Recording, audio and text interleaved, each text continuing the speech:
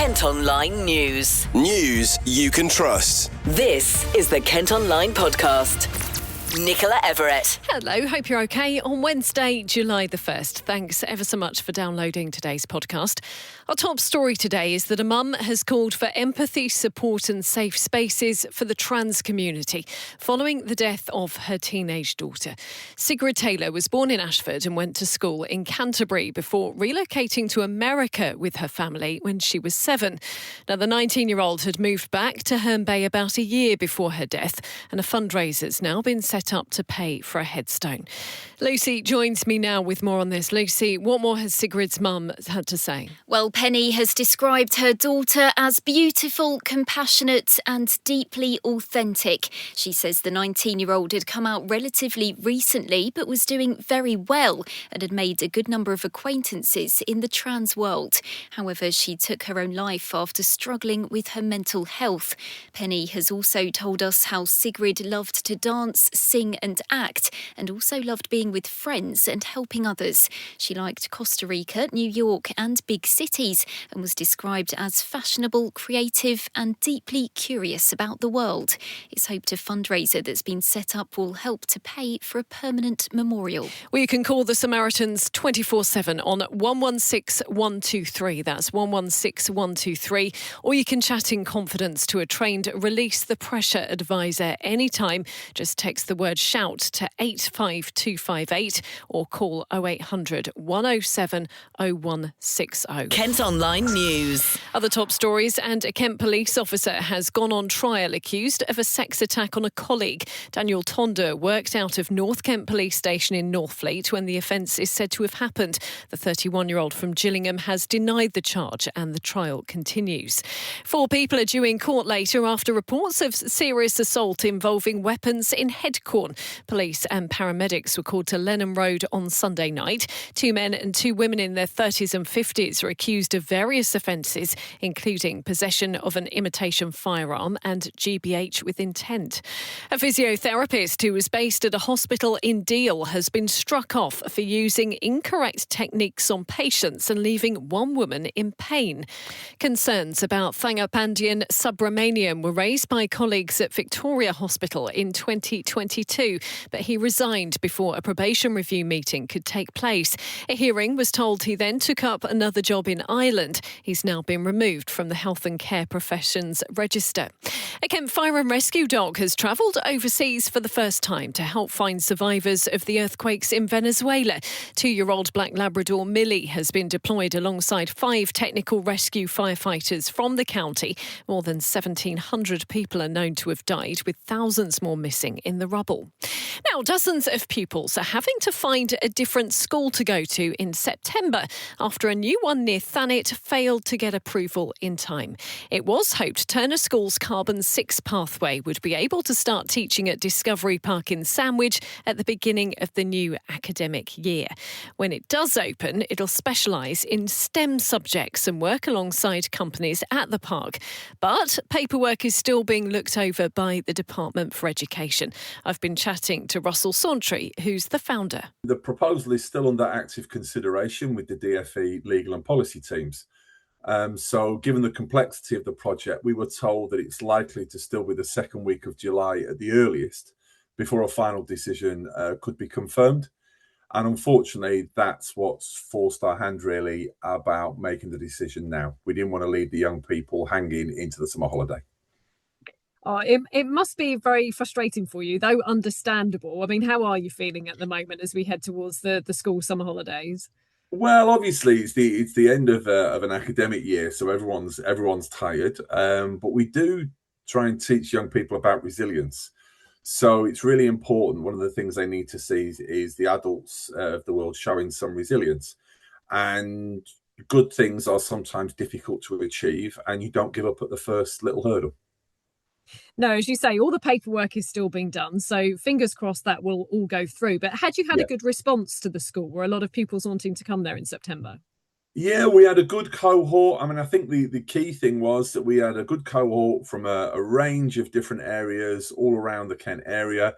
And I think the thing that was most exciting for me is that we had over 50% applications from females. So with the real push for STEM, for women, to get women into STEM, I felt we perhaps locked into something that was going to make that happen.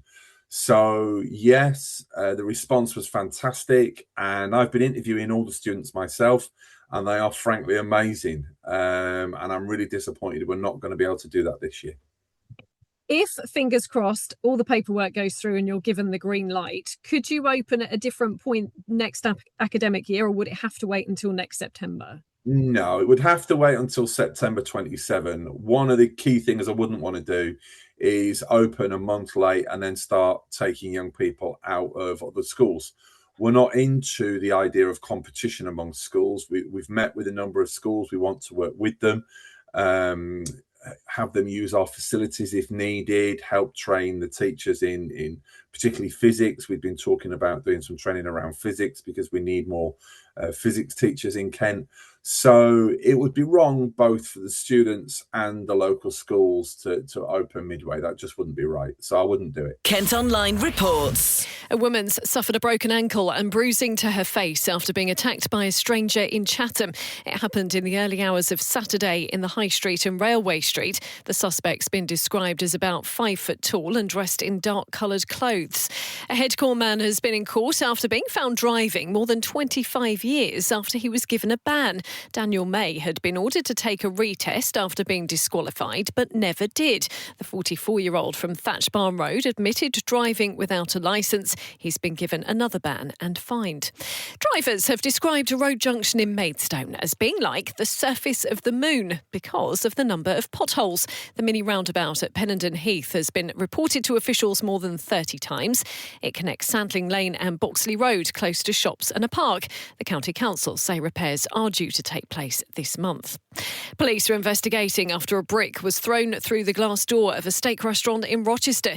The attack was caught on CCTV at Buff on the High Street in the early hours of Sunday. The owners say it caused thousands of pounds in losses and they had to close for the day. And there are calls for flags that were tied to lampposts in part of Kent last summer to be taken down because they've become tatty and an eyesore. They were put up as part of the controversial Raise the Colours movement, but have been battered by the weather ever since.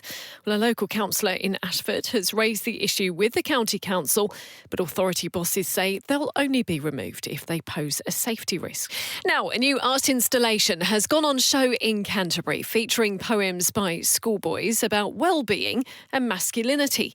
Year 8 pupils have been exploring themes of stereotypes, role models and belonging in sessions run by the Uni of Kent. Gail Fawcett is the graffiti artist who's behind the project.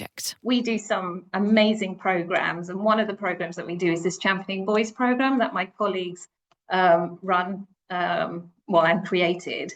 So I was chatting to David Smith, who runs the programme, and I was just saying, look, we do this element of poetry within the programme, and I'd seen the poetry that they created in 2025, and it's amazing. And I was like, do you think we could do something together and spray paint them at the Gulbenkian? And he was like, yeah, definitely. So it came out of that, and then we set off on this journey to work with a particular school on this programme. Is it a local school, a Canterbury school, where the boys are going? Yeah, so, well, it's local in that it's the Charles Dickens School in Broadstairs. The university leads this programme called the South East Hub of Boys Impact, and it's a national movement that's bringing together educators, researchers and policymakers to help boys and young men sort of flourish and think about what it means to be a male in this day and age. So this particular programme that we're running with the Charles Dickens School is working with year 7s, 8, 9 and 10 boys. And an element of that is looking at exploring their identity through creative writing and thinking about the kind of men they want to be. Yeah, it must be a difficult age, like those kind of teenage years. And as you say, figuring out who you want to be, what kind of man you want to be, because there's a lot out there in the manosphere. It must be difficult to navigate that. Yeah, really difficult. And I think that's why this programme is so incredible, because David, who runs the programme, he works with our student ambassadors who are all male, and they they could go into the schools and they talk to the boys about what it means to be a man, what their role models are, who they admire, whether that's a celebrity or someone in their life who's been close to them, someone they can confide in. And it's sort of building up, not just their thinking of what a positive male role model is, but they also have positive male role models in the room. So there's a really strong relationship building. So it was a real privilege to be part of that, because, in a way, the role for me was very different, because it was stepping back, because this was a safe space for the boys to talk about these things. And obviously, as a woman, it was making sure that they felt comfortable and they had that creative space, and I wasn't intruding on it in any way. So I feel really privileged that, the two worlds that I love, poetry and education, came together so nicely. Yeah, absolutely. And are there any common themes in these poems themselves? Because they've been written, obviously, directly by the boys, and that's so important, isn't it? Hearing their voices. And what kind of things were they talking about?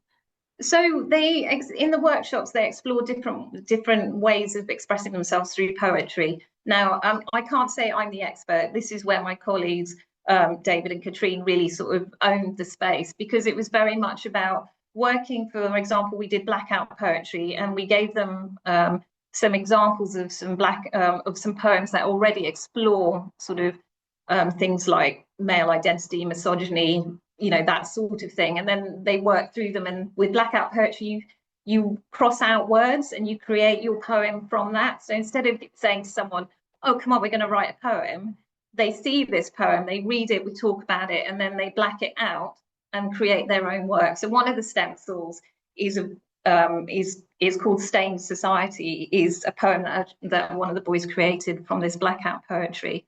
Then we do something called list poetry, I come from. So they list things, they write about where they come from. So that was really nice, because that was exploring, their sense of identity, their sense of place. It included things like, I come from lockdown, amazing line.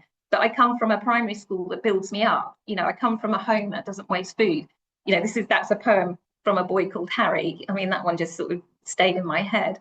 Kindness, identity, who they are, who they want to be. There's one about nuggets, which is entitled Food for Warriors or something. I can't remember the title off the top of my head, but he starts with, nuggets. I like nuggets. Nuggets give me food. Nuggets for war. It just builds up and it ends with mountain biking. So there's a real journey there that you wouldn't expect from the first line of the poem.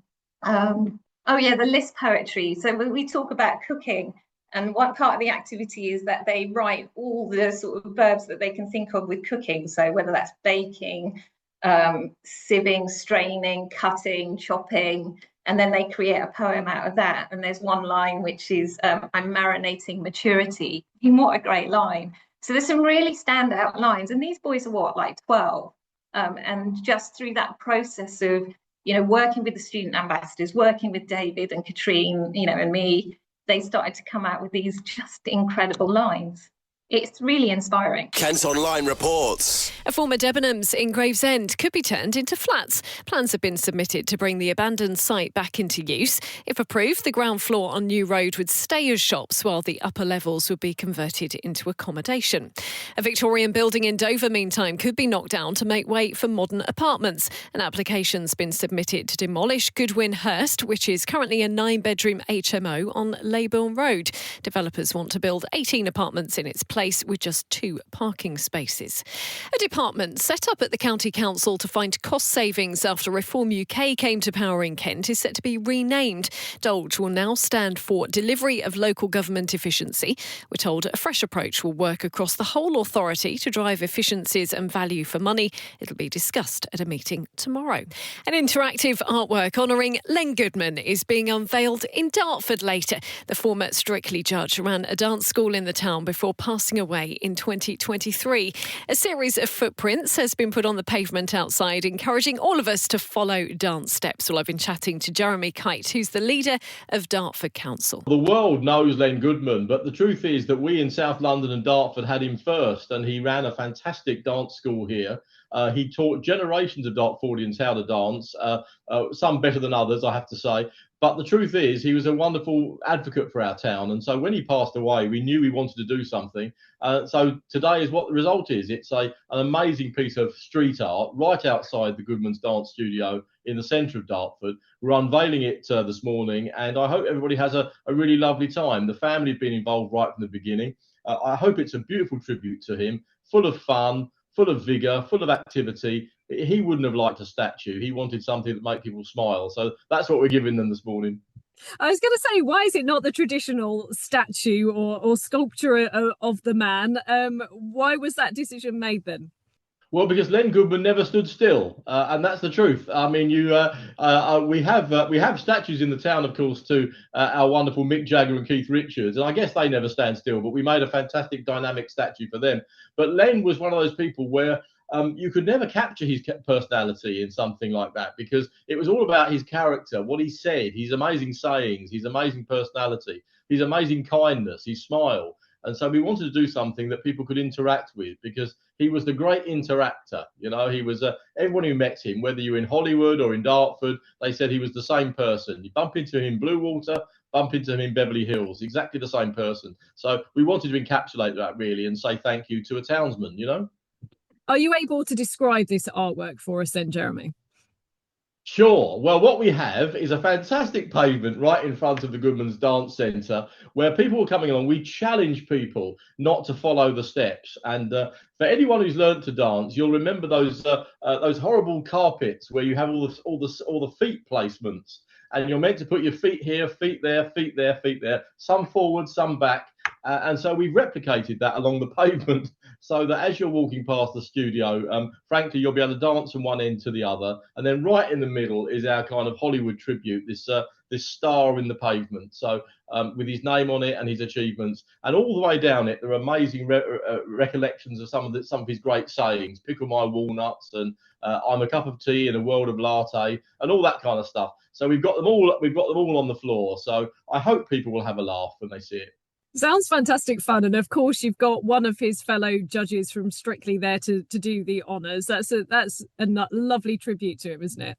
Yes, well, actually, a number of people who work with him, we haven't found anyone who worked with him who's got a bad thing to say about him, and they all wanted to be involved, but their diaries are busy. But Craig Revel Horwood knows Dartford. He was here in the Panto a few years ago. A wonderful guy, and he jumped at the chance. He's been really accommodating, really helpful. He just wants to come down because of the love of Len. And so we're very, very grateful that he'll be unveiling it for us. And I hope he'll say a few words about his recollections of him. But as I say, he lived so many different lives, Len. You know, he lived this life in Hollywood. He lived the life here in Dartford as a teacher. He was a great father, a great husband. And so we've got all these dimensions to his character. And the people he's picked up as acquaintances along the way. I don't think he ever lost a friend. So plenty of people wanted to come, but Craig is delighted to be coming. And I should say a word too about our artist, a guy called Adrian Riley, who came forward with we gave him a sort of sketch of an idea. We said we didn't want it to be a dusty old statue, but we wanted it to be something that would make people smile. And I think he's done us proud. More funding is going towards removing chewing gum from the streets of Medway. Council bosses have been given a grant of more than £27,000 by Keep Britain Tidy. They'll be cleaning up areas in Gillingham and Chatham. Meantime, £8 million is going to be invested in leisure centres in another part of Kent. Serco Leisure has taken over 3 sites in Tunbridge Wells, Cranbrook and Paddock Wood. Work to upgrade all of their gyms is due to get underway this month. And the iconic Goodyear blimp is touring the skies of Kent for the first time in 4 years. It took off from Calais this morning and has already been seen going over Dover, Canterbury and Medway. The airship often appears at big sporting events. Kent Online Sport. Well, there's just one thing to talk about in sport, and children in Kent who've missed out on seeing England play in the World Cup so far will finally get to watch them later. Today's big match against the Democratic Republic of Congo kicks off at the earlier time of 5 p.m. Their opponents are expected to play a defensive strategy, but these kids have been telling us how they're looking forward to the game. I think England is going to win the whole World Cup. Their chances are low, but I think they're trying their best, and I think they'll go at least to the quarterfinals. I'm confident we've got this. I think there is 45% sure that England will win the World Cup. My favourite England player is Harry Kane because he's really good and he scores all the goals and hat-tricks. Harry Kane, he's winning us the World Cup. He's just been great this season. If the Three Lions make it through, they'll play Mexico in the last 16. Well, that's all from us for today. Thanks ever so much for listening. Don't forget you can follow us on socials. Plus, you can get details on the top stories direct to your email each morning via the briefing. To sign up to that, just head to kentonline.co.uk. And whilst you're on the site, you can also sign up to Kent Online Premium. That gives you access to content with fewer ads and exclusive stories. News you can trust. This is the Kent Online Podcast.